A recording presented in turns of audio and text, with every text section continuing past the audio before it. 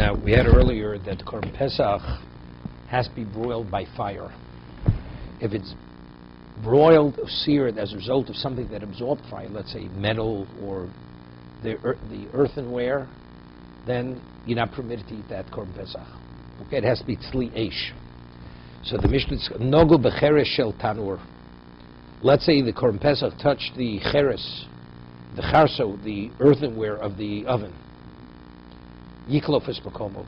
That area has to be peeled off. You have to shave off that area. Notaf mirotvo ala cheres. Now, let's say part of the juice of the Korban Pesach spurted out, went on the wall, and subsequently dripped back onto the Korban Pesach. B'choza elov, and then it was reabsorbed after it hit the hot wall of the oven. It dripped back onto the Korban Pesach and it was absorbed. Yitlas makomo. You have to take off more than just a thin layer. It has to be the equivalent of the joint, the thumb joint, which is about an inch deep. Not of merot valasoles. Let's say you had flour and some of the juice dripped onto the flour. Yikbotzis makomo. The Gemara is going to explain the flour was hot flour, so when it dripped, so the hot flour heated the juice. So as a result of that, again, it's being cooked. The juice is being cooked by what? By the hot flour. So if that's the case, you're not permitted to eat it. So again, you have to take out the depth of flour, which is the equivalent of an inch, and it has to be discarded. Socho b'shemen truma. Let's say they smeared the korban with the oil of truma, which only a kohen is permitted to eat. Im chaburas kohanim. If the group that was designated for this Korban Pesach were all Kohanim Yochlu, they could eat it because they're all permitted to eat Truma. What about Imshil Yisrael? What about if the Korban Pesach, the people who joined were not Kohanim, they were Yisrael, they said not permitted? Im Chayhu, if it's still raw, they didn't broil it yet, Yadichenu, it's like raw meat, you just rinse it off. What about Im Tzlihu? What about if it's been broiled? So Tosas explained, broiled means even if it's cold. Once you broil something, it becomes softer. Raw meat is tough. The cooking process softens it. So therefore, it doesn't absorb. Therefore, you could just rinse it off. What about once it's broiled? Once it's broiled, because the meat is now much more tender, so now the oil which you put onto the meat will be absorbed. That's imslihu yiklof as a chitzon. You have to shave off the outer layer. Because that's the depth that it absorbs. Let's say they smeared it with the oil of Ma'aseh Sheni, lo yasenu domim. Right? You're not permitted to sell it. Al b'nei chabura she'ein podin Ma'aseh Sheni b'shlam. When you're Yerushalayim, you're not permitted to redeem it. You're only permitted to redeem Ma'aseh Sheni when? If you're at a distance. So they eat it with the kedusha, with the oil of Ma'aseh Sheni. Itman. Now it's an interesting question. Now this is a kashrus issue here. Cham l'toch cham, divrei kol oser. Let's say you have something hot, let's say hot milk, falls onto hot meat. Everybody agrees, because they're both hot, a catalyst for absorption is heat. So if you have hot milk onto hot meat, it will absorb. Okay? So oser, you're not permitted to eat it. What about tzon l'toch tzonan? You have something cold going onto something cold, divrei kol mut, it's permitted. Right? Because since it's cold, it doesn't absorb. Meaning the object that falls on something else is cold, and when it falls on is also cold. It's mut, it's permitted. You with me? What about cham toch tzonam? Let's say you have hot milk, or hot oil, or hot gravy falling on something that's cold. How is it, what affects what? The tzon l'tocham, or cold onto something that's hot. Rav me'ilo govar. Rav says what's on top overpowers what's below, and it heats what's below. So according to Rav, let's say you have hot milk falling onto cold meat. Cold meat. That meat will be fully absorbed with that hot milk. Why? Because we say the heat of the milk heats the meat, and once the meat is heated, now you have heat to be the conduit to give the meat the ability to absorb the milk that came upon it. Shmuel says now, sato gover. What's below overpowers what's above. So therefore what? So if the meat is cold and hot milk falls on it, it will not, we say that what's below cools down what comes upon it, And as a result of that, it doesn't have the ability to absorb. The Gemara is going to say soon a concept. It takes a moment for it to cool down. The moment it takes to cool down, it absorbs as much as a klipa, only the thinnest layer. But beyond that, it's already cooled down, so it can't absorb beyond that point. Tenan. We learned now in Mishnah. Notav mirot v'alacheres. The Mishnah says if some of the juice of the Korban Pesach spurted onto the wall of the oven, and the wall of the oven is cheres. It's made of pot of earthenware. V'chozer elov. And then afterwards it went and fell onto the korban. Yitos makomo. You have to cut an inch deep into the meat to remove, because we say the juice was cooked by the cheres, not by fire. Originally, the Gemara understands the earthenware of the oven. It's cold. It's not hot. So we're speaking about hot gravy.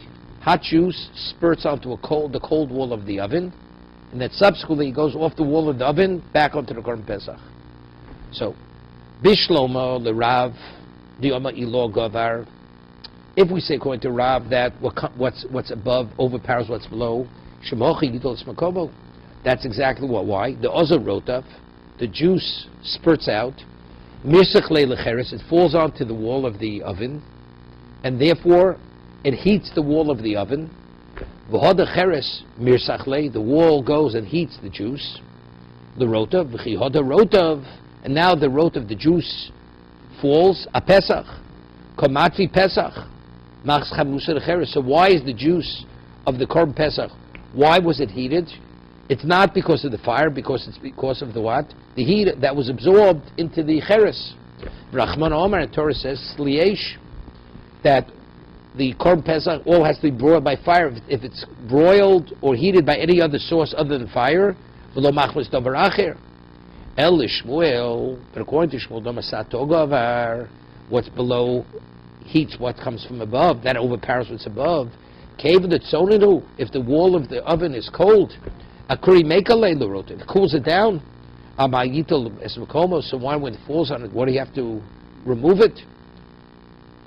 Omer Rabbi Yirmiyah, Omer Shmuel, as Rabbi Yirmiyah said in the name of Shmuel, Besols Rosachas, as he says in the case of the Mishnah, if it falls onto flour, the flour is hot flour, Hochanam Becheres Roseach. It's speaking about the wall of the oven was hot. So we said earlier that if something hot goes on something hot, everybody agrees that what? So how is the gravy heated? By the wall of the oven. As a result of that, because it was heated by the wall of the oven, now when it drips on the Korban Pesach, the gravy is not cooked because of the fire, but it's cooked because of the wall of the heat that's absorbed in the wall of the oven. Tenan. We learned in the Mishnah, not of Mirot Valasolas, next case. What happens if the gravy drips onto flour? Yikmotzis Makomo. You have to take out that location where the gravy dripped. The Gemara originally thought the Mishnah is speaking with Solas Tzonenis. We're speaking, it's cold flour. Bishlom and the Rav Domi Lo Gavar, according to Rav, who says that the upper overpowers what's below Mishum Hochi Yikmotzis Makomo. The Misachle Solas, because it heats the flour. But the Hujra of Hujra Solas Umisachole Ledideg. It heats the flour. Now the flour heats the gravy. So the gravy is heated because of the heat that's absorbed into the flour. It has to be heated by fire, broiled by fire, not by some other means. But according to Shmuel, says what's below overpowers what comes above it, upon it. Soles came to tzonenisi. If the flour is cold, akuri maker, it'll cool it down. So why is it necessary to remove the location? The juice that absorbed, the gravy that absorbed, was never cooked by the flour. Rabbi Yirmiyah Shmuel, so Rabbi Yirmiyah says the name of Shmuel, B'solas Rosachas. We're not speaking, it was cold flour, it was hot flour. So therefore, when the gravy falls on the hot flour heats the gravy, so it's being heated, being cooked, not by fire, but by the heat that's absorbed with hot flour. Tenan, we learned in the Mishnah, Socho B'Shem, if they smear a Korban Pesach in oil of Truma, Im Chaburis Kohanim, if the people join the need it. Im Yisrael, Shal Yisrael, if they're not Kohanim, If it hasn't been broiled, yadichenu, they just rinse it off. In sliu, but if it's broiled, yiklov zachitzon. They have to shave off the outer part of the korban. Bishlam Rav Domi lo govar. According to Rav, that it says the upper overpowers what's below. Amdol hochi sagli beklipa. That's why the klip is sufficient. Bishum di lot sonon, because what's above is cold. El lishmul da basato govar. According to Shmuel, that it's sato gomer. That what's below, so if it's hot, cave in the cham who bivla bola. So the oil that was put in the korban pesach should fully absorb into the korban pesach. Amai sagli beklipo, nitzul gamri. You shouldn't be permitted to eat it whatsoever, because they're not kohanim. On that, the Gemara answers shani sicho de mashu malmu davida. When they put on they baste it, they put on a very thin layer of oil. So the amount of oil, when it absorbs, it doesn't absorb beyond the surface. I mean, beyond that, it's totally diluted. But on the surface, that's where you have to take off the klipa. Tanya comes in Shmuel. We have a brisa that's about Shmuel, cham l'to cham. Something hot that falls into something that's hot, osir. It's fully absorbed. Chen tzorol to cham, cold that goes into something that's hot, osir. So we see clearly that what's on bottom overpowers what comes from top. Cham l'to tzon, what about hot? Something hot onto something cold, it's on to tzonon. Or something cold on cold, medir, just rinse it off. So the Gemara asks, when something hot goes onto something cold, why is it sufficient to rinse it off? Since what's coming upon it, it's hot. At the mekale, before it cools down, before it cools down, it takes a moment. So that moment, there's a certain minimal level of absorption. So he says, you're right. It's not enough to rinse it off. Klipa mi boy, you would have to take a klipa. Elo Amo, you have to read the Bryce this week. Cham l'toch tzonot kolev. Something hot that goes on something cold, you have to shave off the thinnest layer. So tzonot, but cold on cold, mediach, you just rinse it off. Tanya yidach, we have another Bryce. Basar roseach. Here you have hot meat, shnafel tochol, falls into milk. Roseach, into hot milk. V'chein tzonot, shnafel tocham, osir. Both cases, you're not permitted to eat it, because since the cold fell into the hot heat, the heated object, it's fully absorbed. What about cham l'toch tzonot? Something hot goes onto something that's cold. It's on to tzonot madiach. Someone asked the same question. Cham l'toch tzonot madiach. How's it sufficient just to rinse it off? Came in the chamu adimeka lei until it cools down. Yevshid lo bola purta. It absorbs an iota. Klipa moini boy. It should minimally need a klipa. You have to restate the brisa. If something hot goes on something cold, you have to take off the thinnest layer. But if it's cold, it goes on to cold. Mediach, you just rinse it off. It's like cold milk falls onto raw meat, which is cold. You just rinse it off. It's not a problem. Omamar, we learned in the Brisa, mediach. When do we say that cold will? We ruled like Shmuel. If you have cold milk going into hot meat, the meat is fully absorbed with that milk. But if you have hot milk going onto cold meat, you only have to shave off a kedei klipa, the thinnest layer. Because we say what's on bottom overpowers what's on top. It cools it down immediately, but since it takes a moment for it to cool down, it absorbs just the thinnest layer. Just shave that off and it's fine. It's not a problem. Now, but cold into cold is not a problem. So now he's going to discuss, what about, let's say the meat was salted. Yes, sure. Whatever is above is affected by what's below.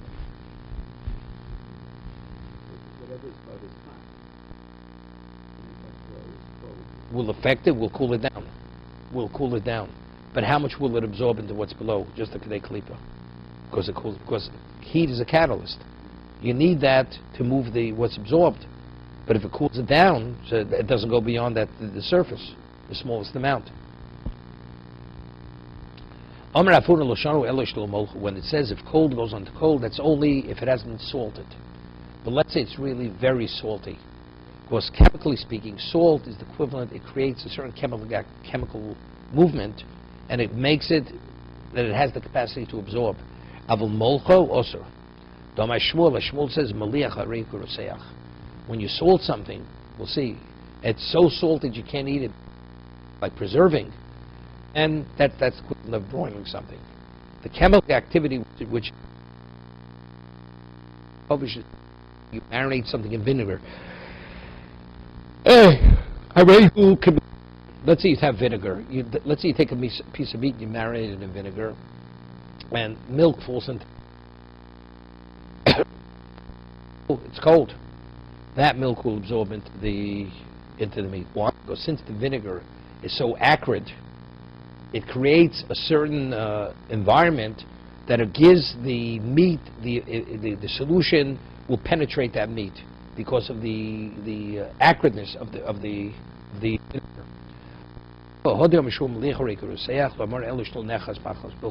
It's so salty you can't even eat it. But let's say just seasoned. Somebody sold something slightly, no, it's meaningless. Huba guzlo, a little bird, little kosher chicken was slaughtered, like a Cornish hen. Novel akadu de kimcha, it fell into a barrel of dairy dressing. Dairy dressing, kimchas. Sharya Rav China bar Brei de Ravi Pashrunya. So Rav China, the son of Rav Pashrunya, permitted it. You hear this? We're talking about a raw Cornish hen falls into a barrel of cream sauce. So when Rabbi heard the ruling, I mean, who's as wise as the one? Ilav Rav China Barei the Rav Pershunya, the Gav Rabu. The reason why he permitted it is because he's a great Torah sage. Only person of such a stature would permit such a thing. Omar Loch, what did he say? When did Shmuel say when something is salted is the equivalent of broiling something hot? It's only salted at the point that it's not edible because of the salt. It has to be washed off. That's the intensity of salt.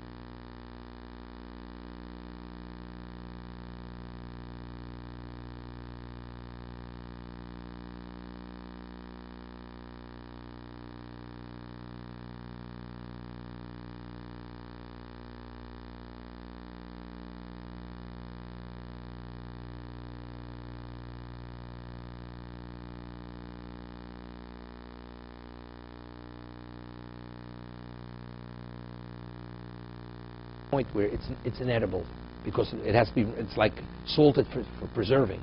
But if it's only salting for seasoning, doesn't mean anything. It's like it won't absorb. Okay? That we say that if something's salted where it's inedible or it's salted just seasoned, that's only if it's raw the meat. Avol soli, but let's say it was broiled. Something's broiled. So this is what I mentioned earlier. Something's broiled. It's softened. The broiling process softens the meat. So if something falls on it, even though it's cold, it will absorb to a degree. How deeply would it absorb? Boy klipa. You have to shave off the thinnest layer. That's only if the meat doesn't have crevices in it. What about if it has crevices? After you broil something, very often it has crevices. Because you don't know how deeply it absorbed into the meat. If the crevices go to the center of the meat. What about the betuvel, betavul? What about if it's spiced? It's meat that's spiced, also then you're not permitted. Because we say because of the spices on the meat, let's say you have a piece of spiced pastrami, and milk falls on it. Those spices on that meat will create a setting where the meat itself has the ability to absorb, although it's cold. Because it's very strongly spiced. Yeah. So Rashi is because the spices soften the meat, and the meat draws in what goes on it. That's the spicing. Omar Rav, Bosa Shkuta Shomein. Now this is interesting shaila. Let's say you broil two things in an oven, they don't touch, but there's a certain like fragrance or smell from the meat, and they're both in the oven. Basar shchuta, that's kosher meat, shomin, but it's fatty. Shetzolim basar nevela kochush, which was broiled in the same oven, and each one was on its own spit. It was on its own spit, but the meat was very lean. It wasn't fatty. He says also. Why? Why was it also? Because let's understand.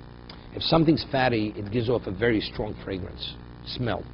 So we say, because it's within the same environment in the oven, the fattiness of the meat, it goes through the air and is absorbed into the lean meat, which is not kosher. So it shouldn't be a problem, right? Because it goes in one direction, because the non-kosher meat is lean. It doesn't give off that intense smell that it should be absorbed into the kosher meat. But Rabbi says it's also. Rav says, so why? My timer. Because he says this is what happens. The fattiness of the kosher meat goes into the non-kosher meat, and then because now the non-kosher meat absorbed the fattiness of the kosher meat through the air, now the non-kosher meat will, because now it's taken on a fattiness, because what it absorbed, it will give off of its own into the kosher meat. That's Rav. Levi argues, and we rule like Levi. Levi Omar, afilu basar shchuta kochush is the other way. If you have kosher meat which is lean, shetzolu in basar nevelo, which was broiled with non-kosher meat, shomin, fatty non-kosher meat, mutter, my timer, recha ba'almahu. It's smell, it's not substance. Recha milsi, since it's only a smell, but it's not substance, it's nothing. Ovid Levi, based on Levi's position, listen what happened. Bei Reish Kalusa, there was a story in the house, dome of the Reish Kalusa. Bigdi v'davar achiyidis, they broiled a goat and pork in the same oven. How it came to Zarok's house, I don't know, but this is what happened. And he said it's permitted. Why? Because since he's of the opinion, Rechalab Milso, that smell, unless it's the substance we don't deal with, just the smell itself, means nothing. Meisvei. So he asked, very interesting. Now, a korban pesach, we rule like Levi. Now, a korban pesach, you're only permitted to eat the korban pesach if you join on it, within the group before it's slaughtered. Let's say you were not part of the group, you're not permitted to eat it, right? So let's have a case like this. We have a korban pesach, and some of my korban pesach drips onto the other korban pesach. The people cannot eat that korban pesach. Why? Because my korban pesach, the only people permitted to eat it are only people who joined in the group. So if some of it drips onto the others, let's say some fat dripped onto the other, even though they're both kosher animals, but now what's absorbed into the other animal, right? A substance which they themselves didn't join in, financially join in. So the second korban pesach, they're not permitted to eat it. So let's see the case. Interesting case. It says you're not permitted to broil two korban pesachs in the same oven. Nea taruvos. Now the question: what is the meaning of taruvos? Because of the intermingling, or because of the mixing? My lav taruvos tamim. It seems to be because if you broil them both in the same oven, the intensity of the smell that's the equivalent of absorbing one into another. So what does this support? This supports Rav. So you see, even though it's not substance, we're only dealing with intensity of smell. That's the equivalent of what? Of substance. The Kasha Levi, he says, no, so Levi et lo, memnei taruvos gufin. You know what I'm concerned? What happens if you broil two things in two korban pesachs? What happens mistakenly? One group will take the wrong one out of the oven. There'll be a mix-up. What happens? You're only permitted to korban pesach that you joined in. What happens if you're broiling both in the same oven at the same time? What happens if group A takes B and B takes A? They're not permitted to eat it. So to prevent that mix-up, we don't broil two korban pesachs in the same oven. That's what the Bryce is saying. Yeah? Ochanam Mistavra, he says, and it's very logical to learn. It doesn't mean the mixture of flavors. You may mix up the animals. Miktani Sefer, it says, afilu b'di v'tleh. It says, even if it's a goat and a sheep, even there you shouldn't broil them together. If you say because it's a mix-up of what? Of the two animals, we're not talking about the absorption of taste. That's what it says. Even though you think you can discern between a sheep looks different than a goat, even there you could have a mix-up. But if the concern is that the intensity of smell, one will absorb into the other, what difference does it make? What does it say? Not only if it's they're both sheep, even if one's a goat and one's a sheep. But if we're talking about the animals get mixed up, say, even though they're discernible, we're still worried. The person may make a mistake. But if it's a question of absorbing one into another, what difference does it make if they're both sheep or one's a goat, one's a sheep? One carbon pesach is absorbing the other. So we must say, it's because there may be a mix-up in mixing up the animals. So let me tap to the Rav. So it seems to be Rav is refuted from this. We're speaking about it was broiled in two separate locations. You know what it's speaking about? You have one oven, very large oven, and you have a pile of coals or ash dividing the oven into two parts. One's on one side, one's on the other side. So in terms of intensity of taste, we don't have to worry about smell, because the separation doesn't allow it to transfer. But let's be concerned, you may mix up the animals. On that it says we're not concerned. My taruvis, you don't broil two within next to one another because of the intensity of smell. That's taruvis taimim. And even if the one oven is the equivalent of two ovens because you have a pile of coals separating one side from the other, so you'll look at that as two ovens. Also, we're concerned if the person will make a mistake, will take the wrong carbon pesach out of the oven, even afilu gdiut pleh. Excuse me. Hello? Shmuel.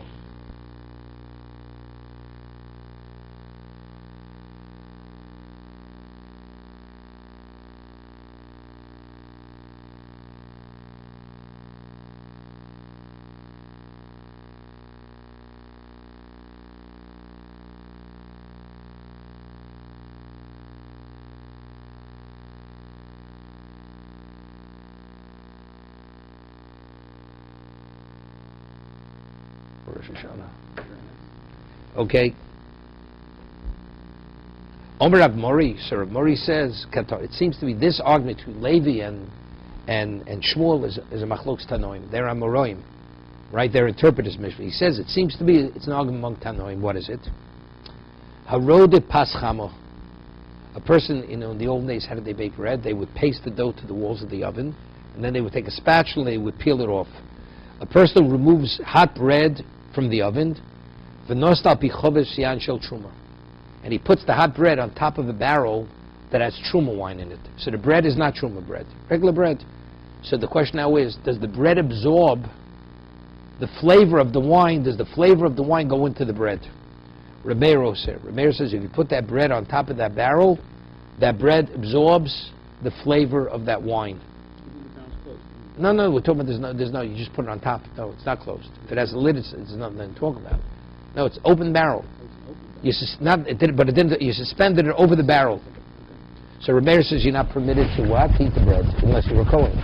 Rabbi Yehuda Mati. Rabbi says you're permitted. Rabbi Yossi Mati, so Rabbi Yossi makes a differentiation. Rabbi Yossi Mati b'shel chitin, he says if the bread was made of wheat grain, it's permitted. Vos shel sorim. Why? They shall sorish shovos, because he says barley draws, it absorbs. My lav tanoi, seemingly that's the machlokas. The marsava recha lav milsi. According to Rabbi Yehuda, that it says it's permitted, that there's fragrance of the wine in the bread, it means nothing, because there's not substance. Although you'll have, it'll smell like wine, but since no wine is actually absorbed into the bread, we don't deal with it. Therefore, according to Rabbi Yehuda, you're permitted to eat the bread. Marsav recha milsi. And the other, Rebbeinu says, you're not permitted. He's of the opinion that the smell is the equivalent of the substance. The smell of reich means the smell. Levi, Samar says, Levi vari tanoi. According to Levi, it's definitely machlokes tanoim. Both of them. One holds one. The Rav, maybe but what about according to Rav, who personally holds that smell is the equivalent of substance? What does he hold? Amalach, no. Kuli al reich milsi. They all agree that intensive smell. If it's intense smell, that's substance, right? Kuli al-Merechem Rusi. Lavit Marallah Dahi. Omer Rabbi Chonom Rishlok Paschamo Chovs Psucha. And he says, if it's hot bread and it's an open barrel, Divrei Kol Osir. Everybody agrees it's Osir. So the barrel's open. The Pastso Nenes. What about if it's cold bread and there's a lid on the barrel? Pas Gufa Divrei Kol Osir. Lo Nechlu El Pas Cham the Chovis Chasuma. Hear this? We're talking about an earthenware barrel. Earthenware is porous. So when you put the hot bread on the earthenware lid, because it's porous, does it have the ability to draw out through the lid? That's the question. Here, pas cham of chovs chasum. It's a sealed barrel. Pas on is chovs psucha. V'od nami pas cham chovs psucha damya. Tani Rav Kana Breder Rav Chino Saba pas she'ofo imtzli. Betana. What about you bake bread and there's meat broiling in the oven? What's the status? Is that bread fleishka bread or not fleishka bread? That bread cannot be eaten with dairy, with a dairy dip. Haibiniso di itvio badi bisro. Also rov prazika lemechla bekutcho. Beniso di itvo badi bisro. Beniso. What's beniso? A fish. Fish that was broiled together with meat. He says you're not permitted to eat it with fish. I mean, you shouldn't be permitted to eat it, period. I mean, it's like, it's meat, milk and meat. My Rashi Omar, afilu b'milcha nami asur, mishum koshish l'reicho, l'dover acher. He says, you're not permitted. Because it's like eating fish and meat. You're not permitted. He says, it's kosher l'dover acher. It causes, actually, it'll cause a person to become leprous, and dover acher. I'm sorry, you're saying fish should not be cooked with meat. That's the first problem. Putting them together to cook. No, but that's the question. That's the question. When it absorbs the smell, is that the equivalent of, is that substance? If it's substance, it's a problem. If it's not a substance, it's not a problem.